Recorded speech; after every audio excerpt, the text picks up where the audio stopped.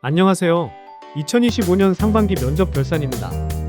이 시리즈는 오늘 IT 바이오 업종을 시작으로 앞으로 주요 산업 부문의 베테랑 전문 면접관님들과 리뷰해볼 예정인데요. 해당 산업군에 현재 지원했거나 앞으로 지원하실 여러 취준생 여러분들께 조금이나마 도움이 되었으면 좋겠습니다. 참고로 동영상 시리즈는 지난 6월 진행된 CPRI 전문 면접관 워크샵 중 실제 토론의 주요 내용을 요약하여 재구성하였습니다. 현재 외부 면접관으로 활발히 활동하고 계시고 현장에서의 면접관 기피 사유 등을 고려하여 이름과 목소리, 얼굴은 임의로 설정했습니다. 양해 부탁드립니다. AI 빅데이터 개발자부터 신약개발 연구원까지 총 1200건의 공고와 10만 명의 지원자가 몰린 제약 바이오의 올 상반기 면접은 정말 뜨거웠는데요. 그 치열한 면접 현장에서 진짜 합격 컷을 가른 5가지 포인트를 함께 리뷰해보겠습니다. 먼저 상반기 채용 시장 전반을 돌아볼까요? 채용 규모와 트렌드가 궁금합니다. IT 쪽부터 알아볼까요? 우선 AI 빅데이터 클라우드 관련 분야의 엔지니어 수요가 폭발적이었습니다. 신규 오픈된 채용 공고만 해도 700건의 지원자 약 6만 명 수준이었으니 다소 위축되었다고 보는 타 산업군과 많이 비교가 되네요. 면접 방식은 대체로 어땠나요?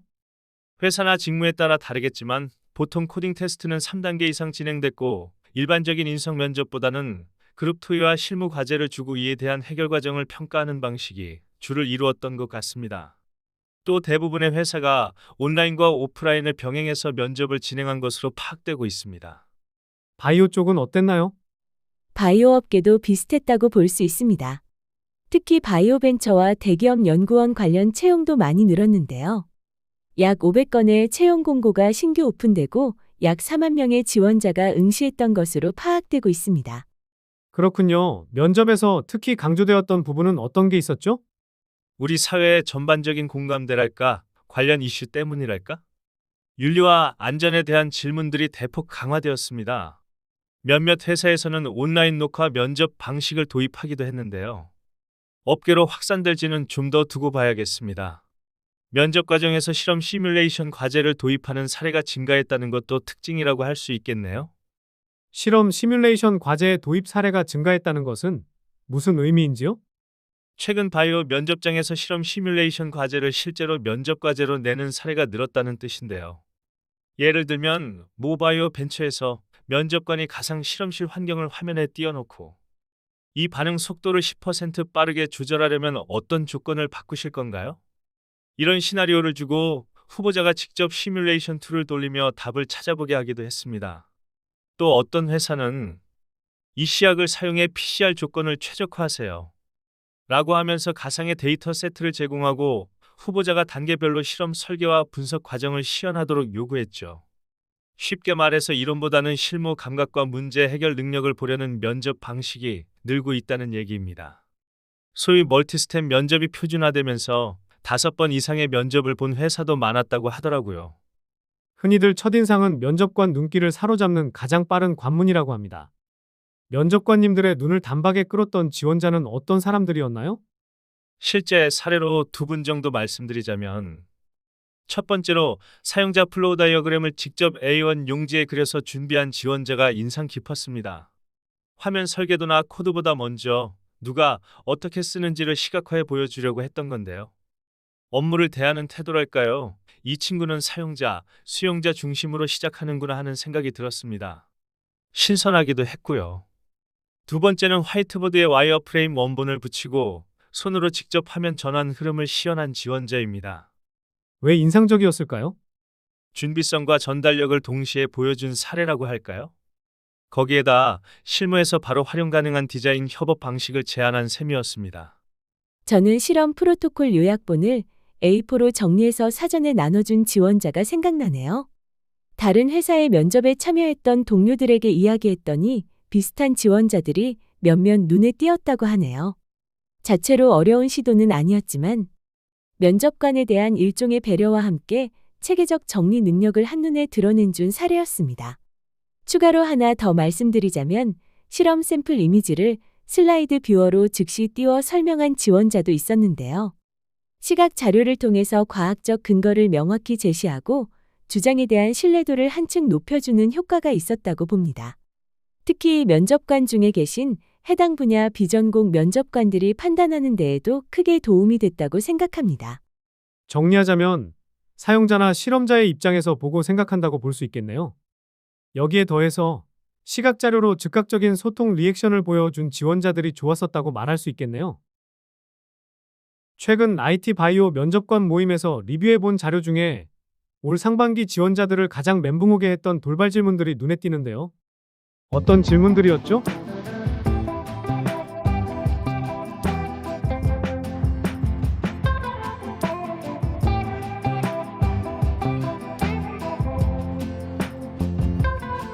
준비가 안 됐거나 당황한 지원자들은 정말 쉽지 않았겠네요.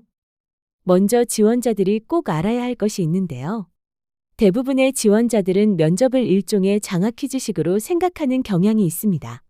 하지만 경우에 따라 다르긴 하겠지만 대부분의 면접은 지원자가 정해진 답을 알아맞추는 것이 중요한 것이 아니라 질문에 대한 이해와 답을 구해가는 과정, 태도를 면접관들이 주목한다는 것입니다. 때에 따라선 정답을 모르더라도 논리적으로 추론해가는 것이 중요하다는 것이지요. 대부분의 면접관들, 특히 내부 면접관들은 신입 전형의 경우 지원자가 실무에 대해 완벽히 알고 있다고 생각하지도 기대하지도 않습니다. 어차피 실무는 입사해서 배워나가는 것이니까요. 모든 걸 알고 있다는 지원자보다는 소위 일머리가 좋은 신입사원을 절대적으로 선호하고 있습니다. 여기에 절대 주의해야 할 것 두 가지만 말씀드리고 넘어가겠습니다. 첫 번째로, 자신이 모르는 것에 대해서는 마치 완벽히 알고 있는 것처럼 이야기하지 말라입니다. 극단적으로 말하자면 말 잘하고 사람 속이는 사기꾼처럼 보일 수 있습니다. 이와 같은 사실을 면접 중에는 파악하지 못했던 면접관도 쉬는 시간을 통해 반드시 확인하고 있습니다. 절대 하지 말아야 합니다. 두 번째로는 내가 지금 답을 정확히 모른다고 해서 죄송합니다, 잘 모르겠습니다라고만 대답하는 것은 굉장히 마이너스가 됩니다. 마치 면접을 중간에 포기한 사람처럼 보이기도 하고요. 요즘 많은 지원자들이 면접 전에 코칭을 받고 오는데요. 한결같이 면접이 끝나면 확인하고 공부하겠습니다라든지 입사해서 배우겠습니다 라고들 답변하는 것을 자주 봅니다. 하지만 이런 답변은 굉장히 성의 없어 보이고 실제로 별로 효과도 없는 답변입니다. 잘 몰라도 어떤 질문인지에 대해 내가 이해하고 있다는 태도가 가장 필요하고 여기에 가능하다면 이에 대한 추론이나 의견을 더하는 것이 중요합니다. 그룹 토의에서는 어떤 지원자들이 좋은 점수를 받았을까요? 대부분 그룹 토의에서 제시되는 과제들은 과도하게 복잡한 지식을 요구하기보다는 문제 상황에 대한 대응 과정을 보고 팀워크를 유지해가는 역량을 보게 됩니다.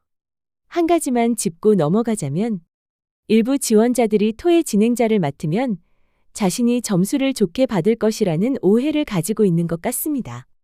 아니면 적어도 리더십 평가 분야에 좋은 영향을 줄 것이라고 생각하는데 이건 정말 오해이고 착각입니다. 그 이유는 진행을 하다 보면 주요 논점에서 토론에 참여해 강하게 어필할 수 있는 기회를 놓치기 쉽다는 것입니다. 여기다가 만약 스스로 나서서 진행을 맡겠다고 했던 지원자가 제대로 토의를 이끌어가지 못한다면 저 지원자는 토의 과제에 자신이 없어 그렇게 진행자로 나섰나? 라고 하는 오해를 받기 십상이죠. 토의 과제로는 어떤 것이 가장 많이 나왔을까요? IT 쪽에선 전통적으로 많이 주어진 과제들인데요. 우선 코드 최적화에 대한 각자의 제안을 개진을 하고 거기에 대해 토의하는 과제가 가장 많이 나왔습니다. 그 다음으로는 장애 대응 시나리오 구성에 대한 것이 많이 제시되었습니다. 바이오에서는 데이터 이상 탐지에 대한 재검증 과제와 실험 중에 발생할 수 있는 돌발 상황에 대한 대처에 대해 과제가 많이 나왔습니다. 이번에는 업종을 떠나서 면접에서 지원자들이 절대 하지 말아야 할 태도들은 어떤 것이 있는지 알아보겠습니다. 대부분 면접에서의 복장이나 표정 그리고 자세에 대해서는 이미 알고 계실 테니까요. 의외로 많은 지원자들이 보이는 안타까운 유형에 대해 말씀드리겠습니다. 첫 번째로 면접관과 자연스럽게 눈을 못 맞추는 지원자들이 정말 많습니다.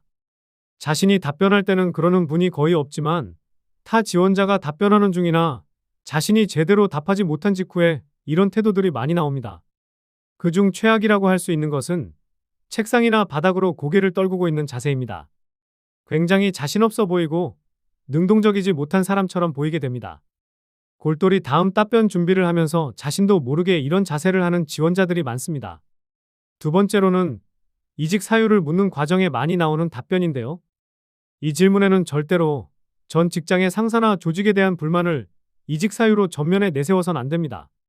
짧은 시간에 평가해야 하는 면접관의 입장에선 설령 그것이 사실이라 하더라도 조직적 합성에 대해 의문을 갖게 하는 답변이 될 수밖에 없습니다. 오히려 정말 자신이 회사를 옮기려고 하는 진짜 이유를 솔직하게 이야기하는 것이 더 진정성 있어 보이는 답변입니다. 제가 하나 더 추가한다면 이런 것이 있겠네요.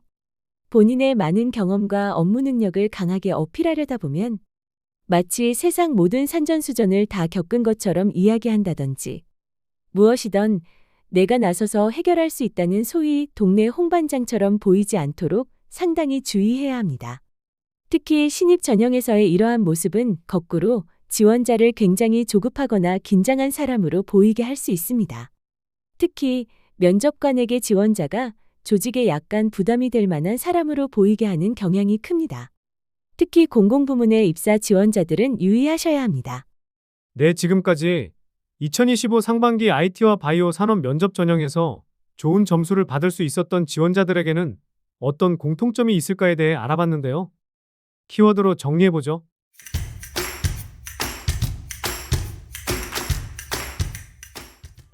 하반기에는 AI와 클라우드 그리고 바이오 융합 분야에 대한 수요가 더욱 커질 것으로 예상됩니다. 또한 실습과제와 시뮬레이션 면접도 더욱 강화될 전망입니다. 오늘 정리한 포인트 꼭 기억해 주세요. 다음 시간에는 올 상반기 금융부문 면접은 어땠는지 리뷰해보고 하반기도 전망해보겠습니다. 궁금하신 점이 있다면 댓글로 남겨주세요. 최대한 반영하겠습니다. 구독과 댓글, 알림 감사드리고요. 다음 편에서 뵙겠습니다. 여러분을 응원합니다.